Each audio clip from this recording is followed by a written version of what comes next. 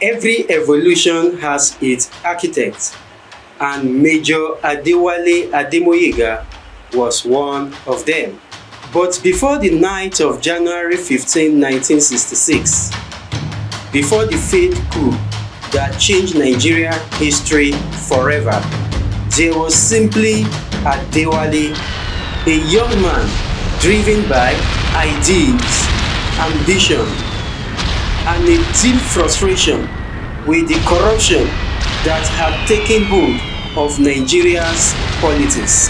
Born in 1933 in Oderema, present-day Ogun State, Adewale Ademoyega was a bright and ambitious student.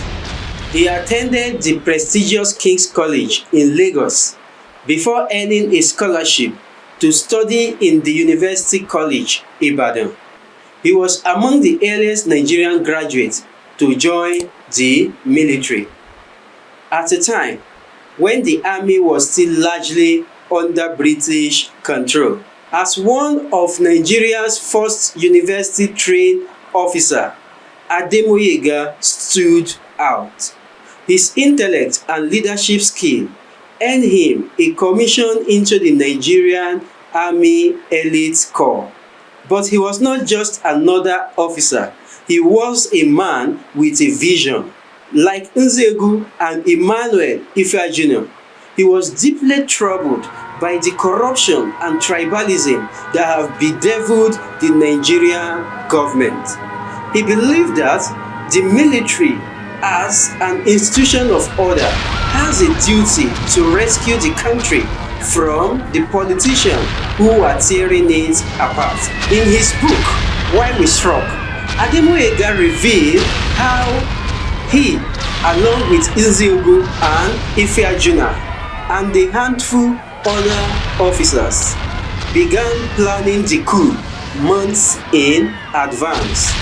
They saw themselves as nationalists, determined to rescue Nigeria from corrupt politicians and restore democracy. Their plan was bold: eliminate the politicians and the military leaders, take control of key installations, and announce a new government led by a young, disciplined officer. Ademoyega's role was critical.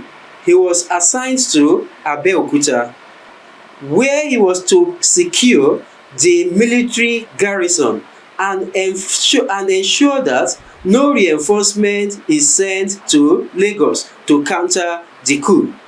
He and his men successfully arrested Brigadier Ademolego's deputy and neutralized all the opposition in that area. It was one of the few parts of the coup that went according to plan. But as history shows, the coup was far from perfect. While Ademoyega carried out his mission, things were falling apart elsewhere. Ife Jr. failed to eliminate General Agoye Ironsi in Lagos, allowing him to escape and rally loyalist forces. Communication between the coup plotter began to break down. In Kaduna, Nzegu took control of the north, but in the south, the coup momentum was slipping. Ademoyega later wrote about how, a crucial hour of the coup, he was left stranded, waiting for further instruction that never came. The plan had relied on swift coordination, but with Lagos slipping out of their control, the coup collapsed. Within days, he was arrested, detained, and interrogated. Unlike Nzegu, who managed to hold his territory for a while before surrendering, Ademoyega had little time for negotiation. His dream of a new Nigeria had slipped away almost as quick as the coup had begun. In the months that followed, Nigeria's political atmosphere shifted dramatically. Agoye Ironsi attempted to unify the country under the military rule, but tensions remained high. By July 1966, a counter-coup led by northern soldiers would overthrow Ironsi plunging the country into instability. Unlike some of his fellow plotters, Ademoyega was not executed, he was imprisoned. He would later document his experience and reflections in his book Why We Struck, defending the coup as a necessary intervention despite its ultimate failure. Ademoyega's story is one of ideas, ambition, and miscalculation. He was a soldier who believed in a cause greater than himself. But as history has shown time and again, revolution does not always go as planned.